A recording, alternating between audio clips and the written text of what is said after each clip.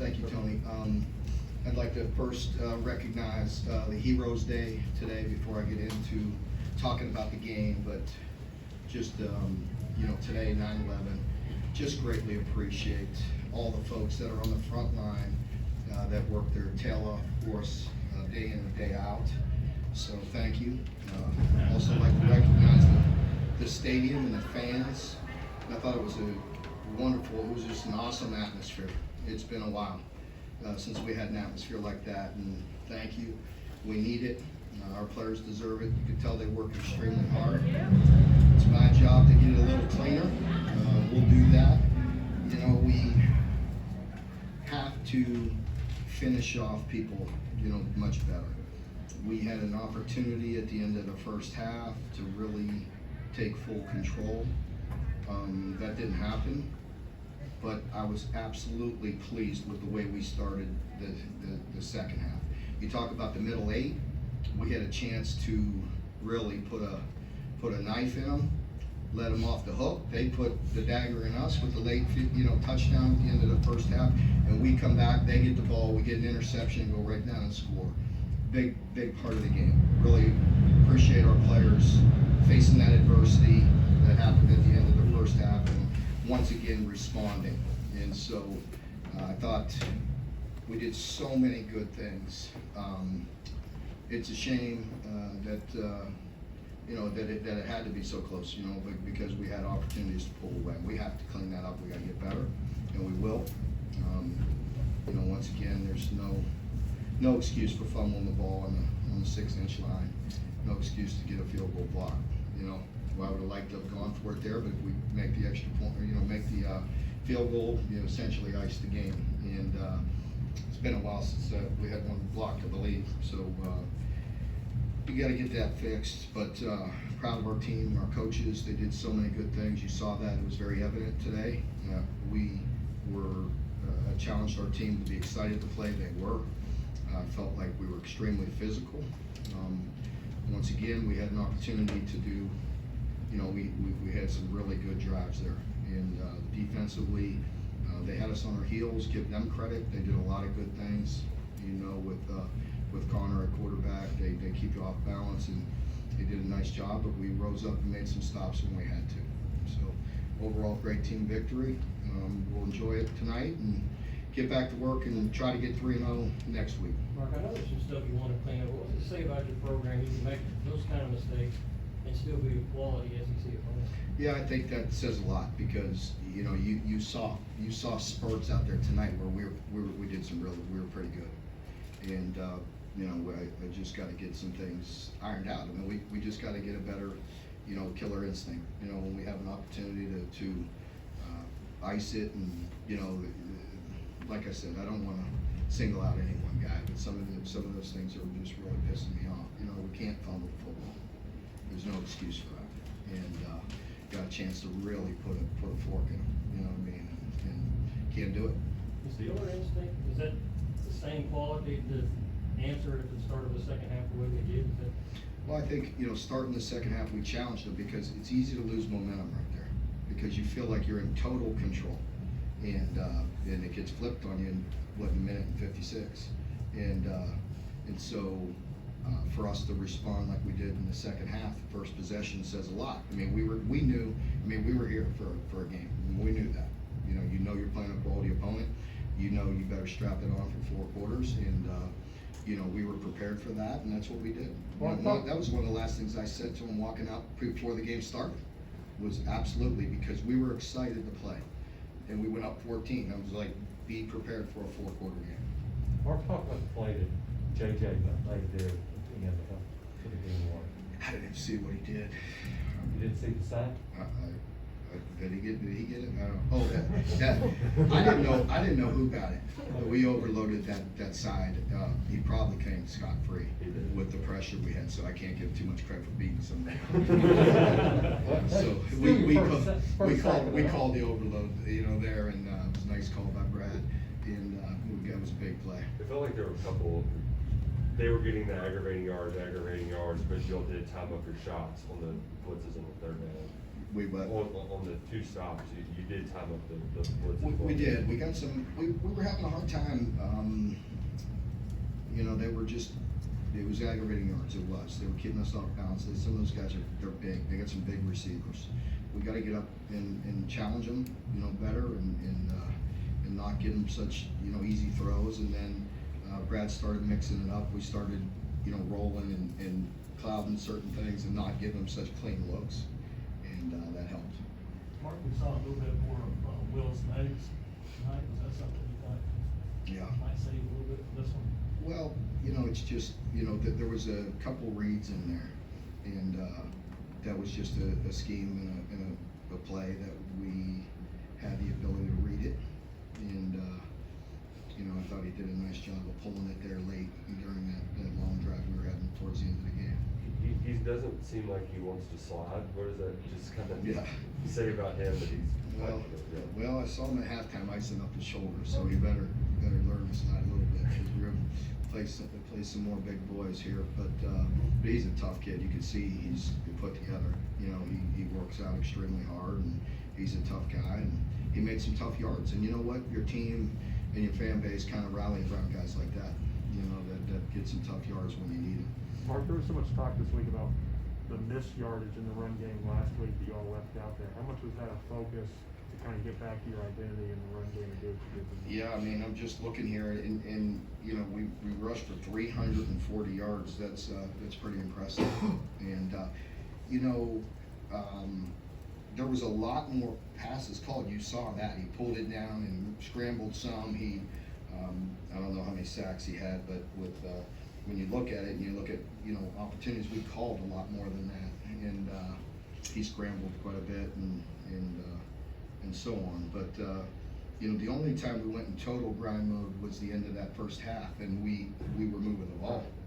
It was crazy not to. And you know, again, you heard me talk about last week. If I could borrow it from Hayden again, you know, scratch where it itches. You know, why take them off the hook if they weren't going to stop it? Why stop? And we drove it straight down the field and should have, you know, killed clock, and again had a great chance to ice it. You know, not ice it, but get a big lead there. Mark, you knew that Connor was good. I mean, so poised, the guy's so smart, and yet he was able to kind of get outside on you all the time. Why was it so difficult to contain him? Well, it's aggravating, you know. That's a couple times we had 3-man rushes. That maybe you could understand. There was several times we had spies on him. You know, we had guys injured, and again, I'm not making any excuse, but we had some critical guys that couldn't play late, and that are more experienced at some of the things we were doing. And we got to get that better. We got to do a better job. There are certain times where the spy, you know, should have been all over them. There's certain times when games, you know, got to come around, and you know, I have to see it all. But there was a combination of things. Or talk with him about one deal, especially his toughness. I mean, just, you know, you can't say enough good things about him. Really, just you know, so tough. Takes shots, just bounces back up, makes, you know, the long pass he had, that was a, you know, both, you know, two long passes were critical, that he hauled in today, that weren't easy catches. You know, those are difference makers. You've heard me talk about it in here for a long time. You know, you got to have some guys that can make some big time plays, and it's nice to have them on our team. Did they even targeting? You got hit? I cannot at all understand why, you know, wasn't. I need an explanation. I will not be giving you that explanation. I don't want to spend that money on that, you know, so I won't tell you. But I can tell you they're gonna say you didn't hit him in the head. Mark, what does it say about how this offense has come along? Because there for a good stretch, you guys were running the ball so well and really leaning on that. But in that second half, when you guys had some third and longs, still able to convert and kind of move the sticks, when in years past that really hadn't been the case. Yeah, that's true. I mean, we you know, we were effective in the pass game early on in the first half. When I looked at the stats at halftime, it was you know, something was whatever it was, 5 and 9 or something to that effect. Obviously, again, he pulled quite a few down when they were covered. You knew they were playing an aggressive style. I told you that. So, you know, going into the game, and there were times when they did cover us up, and he had to pull it down and escape, and he ran for some positive yards at times, and that was good. But yes, it is nice to have that ability and that balance to be able to throw the ball. Mark, as you all look for more turnovers on defense, do you need to do something schematically there, or do you need more individual plays like the one Jaquez made, where he just went out and made a great play? It'll happen. I mean, listen, like last year, we were so far plus that when you look at the experts, they're like, there's no way they're gonna have that many again, just sheer, you know what I mean? Like sometimes it bounces your way, sometimes it doesn't, I mean, we do the same thing. I mean, so we were incredible last year, you know what I mean? So we gotta make some plays. I mean, we had one right in our hands, again, you got to talk to two guys the game. I mean, tell me how to teach them to catch that, We'll do it. Don't you attribute the fumbles in particular too? Is that just? Well, I tell you, I didn't like the fumble because I felt like there were other things on his mind prior to crossing that goal line. But Chris and I know Chris, and he came back and he will be a beast and he'll play hard, and I have all the confidence in him. But that doesn't mean we're not going to correct him, and he will. He'll get it fixed, and he bounce back, and he knows better. Art, how do you think the team tackled this evening? I thought we missed way too many tackles in the flats. And again, when you hear me talk all these years, when do you miss tackles? When you're out of position. And that's when you miss tackles. When we tackle great, we have a bunch of guys in really good position. Now, some people stretch out, and you know what I mean, and that's part of it. And they got really good players and make you miss in the flats, and that's going to happen. I mean, how many times do we make people miss too? It's part of it.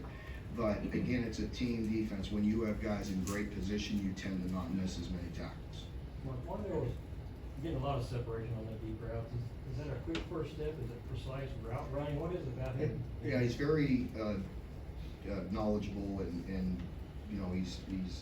he's hard to get hands on. He has that ability to make himself skinny and not give his chest up, and get off some press, and that we need. That was a huge play. That was third down, if I'm not mistaken. That long one he caught there, and I mean, we've just missed that. You know what I mean? And Will threw it a tad under, but he couldn't miss that throw. You know what I mean? He couldn't go for the perfection right there because he had him beat so bad. You had to convert. So that's why once in a while those are maybe you'd rather have him a yard under from him because you're still going to convert it than just trying to hit him right in stride. You know what I mean? You just can't miss. You can't overthrow that. And so that was the same with Josh when we talked about last week. He was smart to underthrow that by 1 year. It was still a touchdown. You overthrow it, it's incomplete. Mark, obviously none of it matters without the skill, but when you talk about the way Will runs, the way Rodriguez runs, the way Wandell tops up after taking that shot and he's waving to the crowd, jumping up and down, how much does attitude play a factor for you guys when you have a group of guys that have that sort of, I don't know, I think you'd say junkyard dog kind of mentality? Well, that's the first thing we talk about in our program. I mean, I'm not gonna sit here and tell you the 4 pillars of our program or this, that. I don't talk about pillars, but I talk about attitude, toughness, discipline, and pride. And attitude's the number one thing we talk about. So you better have an attitude or you're not gonna play here. So I love seeing it. I love the way he, I love their effort, and again,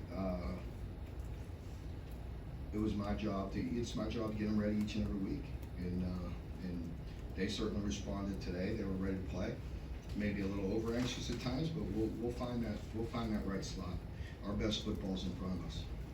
Mark, it seems like the only time we mention Chris is due to the fumbles. I mean, he did pretty good otherwise. Do you think that's maybe a sign that we take him for granted too much? Yeah, you're right. He had, 206 yards. I guess he got that fixed. I mean, those are the type of kids we have in our program. They understand, and it's not about any of us in any individual. It's for the greater cause, and he understands that, and hey, we lean on him. We need him, and late in the game there, he needed a breath, and I was like, "We need you, man. We need you. Come on, horse. Come on." And luckily there was a TV timeout. I think they had somebody hurt. And, Mark, y'all doing things as coach, what David was getting done, running the right attention in the first half, maybe Yeah. Yeah, y'all do anything different to kind of slow him down, cause he, you know. I mean, no, he's a really good player. He's really explosive. And, Twitchy too. they had 140 net yards rushing, you know, probably a little less than they want, because they usually are more balanced than that as well, but they were effective throwing the ball. So I'm not questioning them. They certainly moved the ball on us better than a lot of people lately, and kept us off balance. But it starts with their run game as well. You have to respect it. And fortunately, we kept on getting some leads, which probably led to them being a little more in the pass category. But it's not like we were stopping them all the time either. I mean, but I am proud of our defense. We made some critical stops when we had to. This game has been kind of like that in the last Yeah. few years. I mean, last year was kind of an exception. You're sort of playing from behind a lot. You have the, they were on that side, I guess. Right. How did that?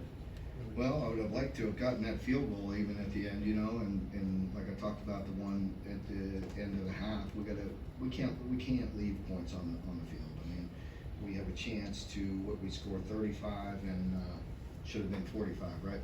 You know, and I mean, we legitimately, you know, got to say, I mean, you know, as far as Liam's concerned, the offense, to me, they scored 45.